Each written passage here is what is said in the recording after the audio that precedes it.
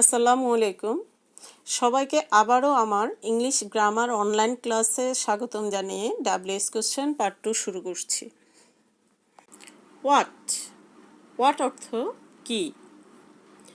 কি লিখতে গিয়ে কিন্তু আমরা হ্রস্বইকারও ব্যবহার করি, দীর্ঘইকারও ব্যবহার করি, কিন্তু আমি এখানে শুধু দীর্ঘইকার দিয়েছি। কেন তোমরা কি জানো? হ্যাঁ, আমরা যখন কোনো বাক্যের উত্তরে হ্যাঁ অথবা না আশা করি, অর্থাৎ ইয়েস অর নো ব্যবহার করি, তখনই কিন্তু আমরা ক হ্রস্বইকার দিয়ে থাকি। অর্থাৎ যখন তুমি কি এটা খেয়েছো, তুমি কি করেছো, তুমি কি গান পছন্দ করো ইত্যাদি প্রশ্নে তোমার কাছে হ্যাঁ অথবা না আশা করা হচ্ছে, অর্থাৎ উত্তরে ইয়েস অর নো আশা করা হচ্ছে, সেই ক্ষেত্রে আমরা ক হ্রস্বইকার ব্যবহার করে থাকি। আমি একদম প্রথম দিকের একটি স্লাইডে তোমাদেরকে দেখিয়েছিলাম, আর লায়লা অ্যান্ড বিথি ফ্রেন্ডস। লায়লা এবং বিথি কি বন্ধু? উত্তর ছিল ইয়েস অর নো। তখনই আমি বাংলায় ক হ্রস্বইকার ব্যবহার করতাম। কিন্তু ক দীর্ঘইকার হলো যখন আমরা কোনো কিছু জানতে চাই, ইয়েস নো না, কোনো তথ্য জানতে চাই, তখনই আমরা ক দীর্ঘইকার ব্যবহার করি। এবার আসো আমরা কিভাবে হোয়াট প্রশ্ন ব্যবহার করব। আমরা শুধু হোয়াট দিয়ে বাক্য গঠন করতে পারি, হোয়াটের সাথে নাউন যুক্ত করে ব্যবহার করতে পারি, আবার what type, what sort, what size etcetera of plus noun ব্যবহার করতে পারি। এবার আসো গঠন দেখে নেই। হোয়াট সাবজেক্ট এবং অবজেক্ট উভয়ের জন্যই ব্যবহার হতে পারে। যখন সাবজেক্টের জন্য ব্যবহার হবে তখন অনেকটা হু এর মতো আমরা ব্যবহার করব। সাবজেক্টের পরিবর্তে হোয়াট লিখব এবং বাকি অংশটা যা আছে তাই লিখে দেব। কিন্তু যখন আমরা অবজেক্টের পরিবর্তে হোয়াট লিখব তখন আমাদেরকে একটু কাজ করে নিতে হবে ভিতরে। কেমন? আমরা উদাহরণগুলো দিয়েই করে নিচ্ছি, বুঝে নিচ্ছি। প্রথম সেন্টেন্সটি, ভলিবল ইজ এক্সাইটিং। ভলিবল এখানে সাবজেক্ট, আর সাবজেক্টের পরিবর্তে আমি শুধু হোয়াট লিখেছি, বাকি অংশ সবটাই ঠিক আছে, আর শেষে প্রশ্নবোধক চিহ্ন দিয়েছি। কিন্তু পরের বাক্যটি দেখো, I love football and swimming. এখানে আমি ভালোবাসি, কি ভালোবাসি? ফুটবল এবং সুইমিং ভালোবাসি। তাহলে কি দিয়ে ভার্বকে প্রশ্ন করে আমি অবজেক্ট পেলাম, আর অবজেক্টের পরিবর্তে আমি এখানে হোয়াট ব্যবহার করেছি। আর অবজেক্টের পরিবর্তে আমি যেহেতু ওয়ার্ড ব্যবহার করেছি, আমার সাবজেক্টটি বাক্যের ভিতরে চলে যাচ্ছে। যখনই সাবজেক্টটি বাক্যের ভিতরে চলে যাবে তখনই আমাকে আবার অক্সিলারি আনতে হবে। আর এই বাক্যে যেহেতু কোনো অক্সিলারি নাই, সেহেতু আমাকে ডু, ডাজ, ডিডের হেল্প নিতে হচ্ছে। ভার্বের প্রেজেন্ট ফর্ম হতে এখানে আমি ডু লিখেছি। হোয়াট ডু ইউ লাভ দ্বিতীয় স্ট্রাকচারটিকে অনুসরণ করেছে। তাহলে সাবজেক্ট যদি হোয়াট হয় আমি শুধু হোয়াট লিখব আর বাকি অংশটি লিখে দেব। আর যদি অবজেক্ট হয় তাহলে অবশ্যই হোয়াটের পর অক্সিলারি এনে তারপর সাবজেক্ট লিখে বাকি অংশটি লিখতে হবে। এবার আসো তৃতীয় উদাহরণটিতে, রাজু ওয়াজ ইন ক্লাস 5। এখানে দেখো ক্লাস 5, পঞ্চম শ্রেণী। দুটি শব্দ রয়েছে, দুটি শব্দ মিলে একটা ফ্রেজ হয়েছে। তাহলে আমাকে প্রশ্ন করতে হবে কোন শ্রেণী, কোন শ্রেণী, রাজু কোন শ্রেণীতে। তাহলে কোন শ্রেণী কথাটা লিখতে গেলে এই ক্ষেত্রে হোয়াট শব্দটি কি না হয়ে কোন কথাটাকে বুঝিয়েছে, আর সাথে ক্লাস শব্দটি লিখতে হবে, হোয়াট ক্লাস, হোয়াট ক্লাস। এবার অক্সিলারি, যেহেতু সাবজেক্টের পরিবর্তে আমি লিখিনি সেহেতু আমাকে অক্সিলারি আনতে হবে, আর বাক্যে অক্সিলারি ওয়াজ রয়েছে। What class was Raju in. Auxiliary সবসময় সাবজেক্টকে ফলো করে, এটা খেয়াল রাখবে। What class Raju What class was Raju in? পরবর্তী উদাহরণটি Raju is a full time firefighter. Full টাইমের নিচে দাগ। তাহলে আমি যদি বাংলায় প্রশ্ন করি কি হচ্ছে, রাজু কেমন ধরনের একজন ফায়ার ফাইটার, দমকল কর্মী। রাজু একজন কেমন দমকল কর্মী। তাহলে কেমন কি ধরনের বোঝানোর ক্ষেত্রে আমি শুধু হোয়াট দিয়ে প্রশ্ন করলে হবে না, আমাকে এখানে লিখতে হবে হোয়াট টাইপ অফ অথবা হোয়াট সর্ট অফ, তারপর নাউন ফায়ার ফাইটার, আর অক্সিলারি তো সেন্টেন্সে দেয়াই আছে ইজ, আর রাজু যেহেতু স্থান পরিবর্তন করেছে, সাবজেক্ট স্থান পরিবর্তন করেছে, তাহলে রাজুর আগেই সে অক্সিলারিটি বসবে। আমার পুরা সেন্টেন্সটি দাঁড়াচ্ছে what type of fire fighter is Raju. Last উদাহরণ, ইট ইজ 8 o'clock নাও। এখানে 8 o'clock-এর নিচে আন্ডারলাইন করে সময় সম্পর্কে জানতে চাওয়া হয়েছে। এখন ঘড়িতে 8টা বাজে, অর্থাৎ আমাকে প্রশ্ন করতে হবে এখন ঘড়িতে কয়টা বাজে। আমি এখানে কয়টা, কত সময়, সেজন্য হোয়াট টাইম দিয়ে লিখতে পারি। আবার হোয়াট ইজ দ্য টাইম আর হোয়াট দিয়ে টাইমটাকে আলাদা করেও লিখতে পারি। যেহেতু এখানে ইজ ভার্ব রয়েছে, হোয়াটের পর আমি ইজ এনেছি, হোয়াট ইজ, এবার ইটের পরিবর্তে আমি দ্য টাইম লিখেছি নাও। হোয়াট ইজ দ্য টাইম নাও। আবার আরও একটু ইজি করে লিখলে আমরা লিখতে পারি হোয়াট টাইম ইজ ইট নাও। আমি আরেকটি সেন্টেন্স এখানে যোগ করেছি, সৈকত's মাদার মেক্স ড্রেসেস। এখানে আমি আন্ডারলাইন করেছি মেকের নিচে। মেক একটি ভার্ব, না সাবজেক্ট না অবজেক্ট। যখন আমরা ভার্বের নিচে আন্ডারলাইন দেখব তখন আমরা প্রশ্ন করার সময় ডু মেইন ভার্ব ব্যবহার করব। এই ক্ষেত্রে আমাদেরকে দ্বিতীয় স্ট্রাকচারটি অনুসরণ করতে হবে, কারণ সৈকত's মাদার এখানে সাবজেক্ট। সাবজেক্টকে আমরা হোয়াট বলে নিই, আমরা এখানে ভার্বের জন্য হোয়াট ব্যবহার করেছি। তাহলে হোয়াট, এবার সাবজেক্ট সৈকত's মাদারকে বাক্যের ভিতরে নিয়ে যেতে হচ্ছে, সেই কারণে অক্সিলারি ডাজ ব্যবহার করেছি, কারণ মেইন ভার্ব মেকের সাথে অ্যাজ দেয়া হয়েছে। ভার্বের সাথে অ্যাজ থাকলে ডাজ ব্যবহার করব। What does, subject Saikat's mother, আর ভার্ব মেকের পরিবর্তে ডু লিখেছি। তোমরা মনে রেখো, যদি ভার্বের নিচে আন্ডারলাইন করা থাকে তাহলে ওই ভার্বটিকে না লিখে আমরা ডু ভার্বটা ব্যবহার করব। সৈকত's মাদার মেক্স ড্রেসেস, সৈকতের মা পোশাক তৈরি করেন। হোয়াট ডাজ সৈকত's মাদার ডু, সৈকতের মা কি করেন। প্রশ্নটি তৈরি হয়েছে। হুইচ, কোনটি, কোনটি, কোনগুলো। আবার হুইচ অ্যাডজেক্টিভ হিসাবেও ব্যবহার হতে পারে, অর্থাৎ ইন্টারোগেটিভ অ্যাডজেক্টিভ যখন সাথে নাউন আসবে। এবার স্ট্রাকচারটি দেখে নেই। স্ট্রাকচারটি ঠিক পূর্বের স্ট্রাকচারের মতোই যা আমরা শিখেছিলাম হোজের বেলা, হোমের বেলা এবং হোয়াটের দ্বিতীয় স্ট্রাকচারটি। প্রথম ডাব্লিউএস ওয়ার্ড হিসাবে হুইচ আসবে, তারপর অক্সিলারি, তারপর সাবজেক্ট, তারপর ভার্ব। কোন কোন ক্ষেত্রে আমরা হুইচ ব্যবহার করব? যখন সেন্টেন্সে দিস, দ্যাট, দিজ, দোজ ইত্যাদি প্রোনাউন অথবা নাউনের পূর্বে কোনো অ্যাডজেক্টিভ বা মডিফায়ার বা ডিটারমিনার বসবে, তখনই আমরা হুইচ দিয়ে প্রশ্ন করব। প্রথম উদাহরণটি দেখি। দিস ইজ মাই বুক। এখানে দিস একটি ইন্টারোগেটিভ প্রোনাউন, আর এই ক্ষেত্রে আমরা ইন্টারোগেটিভ প্রোনাউন হিসেবে হুইচটি ব্যবহার করব।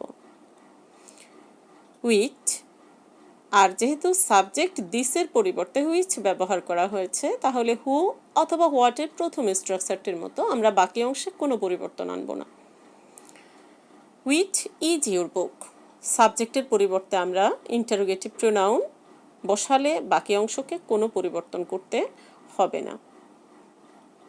হুইচ ইজ ইউর বুক, তোমার বই কোনটি?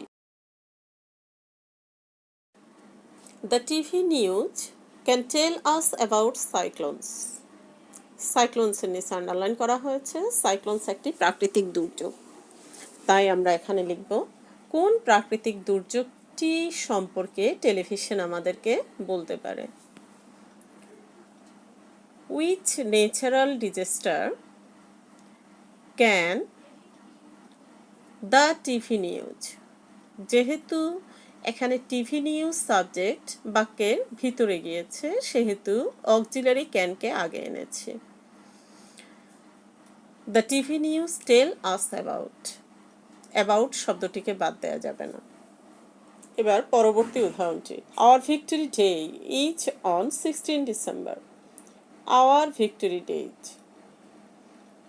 আমাদের বিজয় দিবস কোন জাতীয় দিবস? সাবজেক্ট এখানে আওয়ার ভিক্টরি ডে, এবং হুইচ ন্যাশনাল ডে এটাও সাবজেক্টের স্থানে দখল করে আছে ইন্টারোগেটিভ হয়ে। Which national day is on 16 December, সাবজেক্টের পরিবর্তে যখনই আমরা ডাব্লিউএস ব্যবহার করব তখনই ভার্ব থেকে বাকি অংশের কোনো পরিবর্তন করতে হবে না। পরবর্তী উদাহরণটি, I like story books very much. Story বুকসের নিচে দাগ, স্টোরি এখানে বুকসের অ্যাডজেক্টিভ হিসাবে এসেছে, সেজন্য আমি হুইচ অ্যাডজেক্টিভ ব্যবহার করেছি, হুইচ বুকস অথবা হোয়াট টাইপ অফ বুকস। আর সাবজেক্ট যেহেতু স্থান পরিবর্তন করেছে, বাক্যের ভিতরে গিয়েছে, সেহেতু আমি অক্সিলারি ব্যবহার করব তার পূর্বে, আর অক্সিলারি নেই বিধায় এই বাক্যে আমি অক্সিলারি ডু, ডাজ অথবা ডিড থেকে ডু নিব, কারণ এখানে লাইক ভার্বটি ভার্বের প্রেজেন্ট ফর্মে আছে, আর পরে ভার্বের প্রেজেন্ট ফর্ম লাইক ব্যবহার করেছি আবার। What type of books do you like very much? Let's discuss on about the next slide. When. When এর বাংলা হলো কখন। এই ক্ষেত্রেও আমরা ডাব্লিউএস অর্থাৎ when ব্যবহার করব, তারপর অক্সিলারি, তারপর সাবজেক্ট, তারপর verb. The modern Olympic Games started in 1896.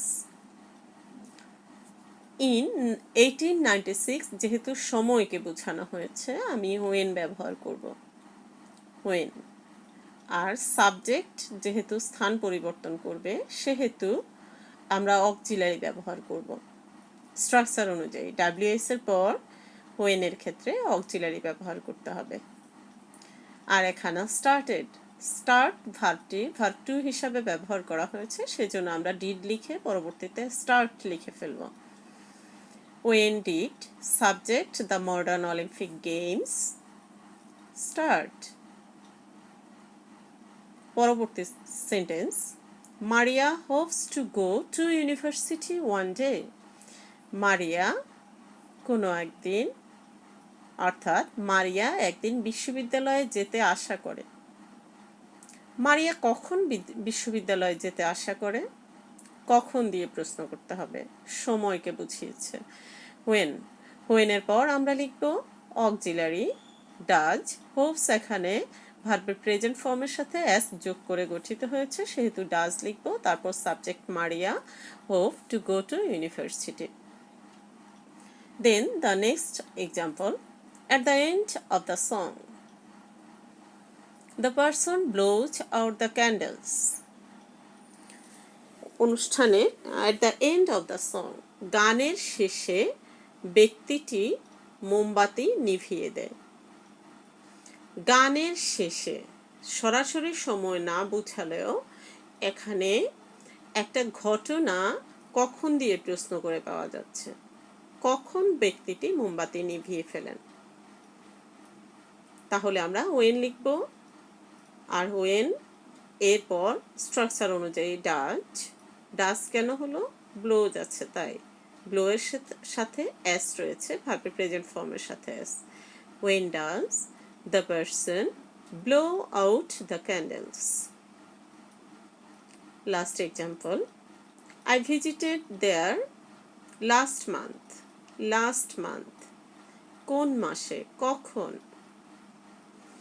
When দিয়ে প্রশ্ন করি। ওয়েন, এখানে ভার্ব টু রয়েছে সেজন্য ডিড, আই সাবজেক্টের পরিবর্তে ইউ, ভিজিট দেয়ার। আবারও বলছি, ডু ডাজ ডিডের পর অলওয়েজ ভার্বে প্রেজেন্ট ফর্ম বসে। When did you visit there? Where, কোথায়। WS word plus auxiliary plus subject plus verb, এখানে WS বলতে ওয়ারকেই বোঝানো হয়েছে। The turtles make their nests on the beach. The turtles, কচ্ছপগুলো, make their nests, তাদের বাসা তৈরি করে, on the beach, সৈকতের উপর। তাহলে অন দ্য বিচ কোথায়, সৈকতে, কোথায় দিয়ে প্রশ্ন করতে হবে। হোয়ার সাবজেক্ট দ্য টার্টলস, স্থান পরিবর্তন করবে, সেজন্য আমরা ডু ব্যবহার করব। মেক ভার্বটি ভার্বের প্রেজেন্ট ফর্ম, তাই do. Where do the turtles make their nests. Next example, outside the town, শহরের বাহিরে, you can visit the fort of Isa Khan. শহরের বাহিরে তুমি ইশাখার দুর্গ দেখতে পাবে। কোথায় দেখতে পাবে, হোয়ার দিয়ে প্রশ্ন করতে হবে। হোয়ার, এখানে অক্সিলারি ক্যান দেয়া আছে, তাহলে লিখব where can you visit the fort of Isa Khan. Next example, the farmers works in the field. In the field, মাঠে, কৃষকেরা মাঠে কাজ করেন, অর্থাৎ কোথায় কাজ করেন। হোয়ার, ইন দ্য ফিল্ডের পরিবর্তে হোয়ার। হোয়ারের পর স্ট্রাকচার অনুযায়ী অক্সিলারি ওয়ার্কের শেষে আছে তাই does. Where does a farmer work. Last example, he is from Kishoreganj. Kishoreganj একটি স্থান, সেজন্য আমরা এখানে লিখলাম হোয়ার। হোয়ার অক্সিলারি ইজ, এখানে অক্সিলারি না, এখানে মেইন ভার্ব হিসাবে ইউজ হয়েছে অক্সিলারিটি। Where is subject he, from সে কোথা থেকে, অর্থাৎ কিশোরগঞ্জ থেকে। Let's discuss on about how to use why to make an interrogative sentence. Why, why অর্থ কেন, কি কারণে, কি জন্যে। why শব্দটিকে আমরা what এর পর for অথবা for what দুভাবে ব্যবহার করতে পারি। Structure, WS word plus auxiliary plus subject plus verb, এখানে WS ওয়ার্ড আমরা ওয়াই নিয়ে আলাপ করব। আমরা কখন কখন ওয়াই ব্যবহার করব, যখন সেন্টেন্সে দেখব because, as, since, for, to plus verb one. অবশ্য কিছু কিছু ক্ষেত্রে টু এর পর ভার্বের শেষে আইএনজি ব্যবহার করা হয়, সেগুলো তোমরা পরবর্তী ক্লাসে শিখতে পারবে। We eat food to live, আমরা বাঁচার জন্যে খাই। আমরা কেন খাই, এখানে টু এর পর ভার্ব ওয়ান আছে, আমরা কেন খাই। তাহলে কেন দিয়ে প্রশ্ন করে আমি উত্তরটি পেলাম টু লিভ, সেজন্য আমি ওয়াই দিয়ে বাক্যটা শুরু করব। ওয়াই, ওয়াই এর পর যেহেতু সাবজেক্টের পরিবর্তে আমি ওয়াই লিখিনি, সাবজেক্টকে রাখতে হচ্ছে, সেহেতু আমরা সাবজেক্টের আগে অক্সিলারি ব্যবহার করব। ওয়াই ডু, ইট এখানে ভার্বের প্রেজেন্ট ফর্ম, সেজন্য ডু ব্যবহার করেছি। এই ক্ষেত্রে আমরা উই এর পরিবর্তে কিন্তু ইউ ব্যবহার করে নিই, কারণ এখানে উই বলতে আমি, তুমি, আমরা সবাইকে বুঝিয়েছি। যখন উই বলতে সবাইকে বোঝানো হয়, সেই ক্ষেত্রে ইউ লেখার প্রয়োজন হবে না, ইউ লিখবে না। ওয়াই ডু উই, উইয়ের পর ভার্বের present form eat. Food, why do you, why do we eat food. My friends cannot visit me because they can get ill easily. আমার বন্ধুরা আমাকে দেখতে আসতে পারে না কারণ তারা সহজেই অসুস্থ হয়ে যেতে পারে।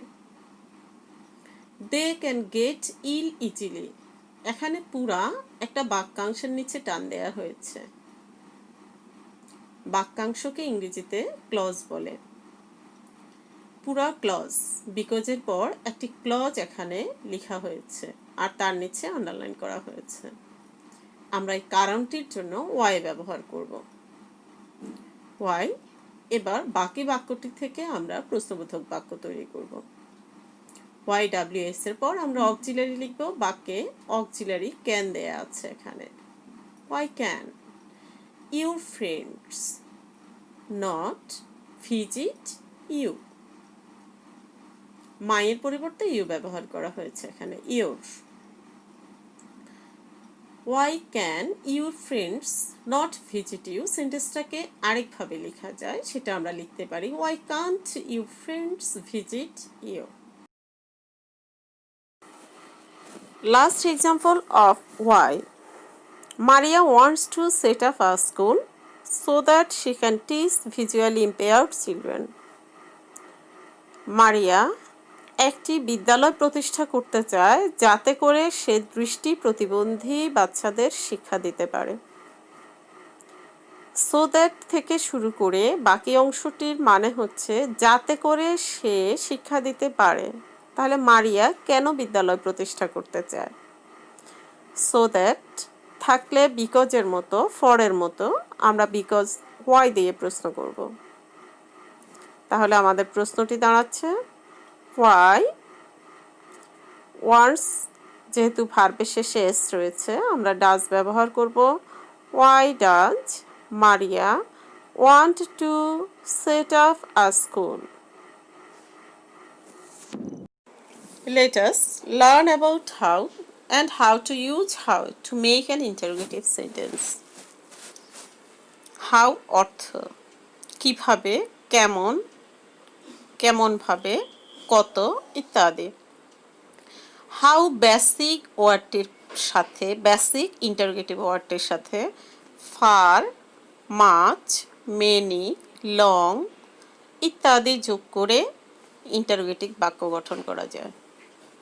হাউ ফার কত দূর, হাউ মাচ কতটুকু, গণনা করা যায় না, এসব ক্ষেত্রে হাউ মাচ ব্যবহার করা হয়। হাউ মেনি সংখ্যার ক্ষেত্রে হাউ মেনি ব্যবহার করা হয়। হাউ লং কত দীর্ঘ, দূরত্বর ক্ষেত্রে। হাউ ওল্ড কত বয়স। হাউ অফেন কতবার। হাউ টল, হাউ হাই ইত্যাদি হাউ এর সাথে অ্যাডজেক্টিভ যোগ করে ইন্টারোগেটিভ বাক্য গঠন করা যায়। স্ট্রাকচার ডাব্লিউএস ওয়ার্ড এই ক্ষেত্রে হাউকে অথবা হাউ ফার, হাউ মাচ ইত্যাদিকে বোঝানো হয়েছে, plus auxiliary plus subject plus verb. The turtles felt very angry.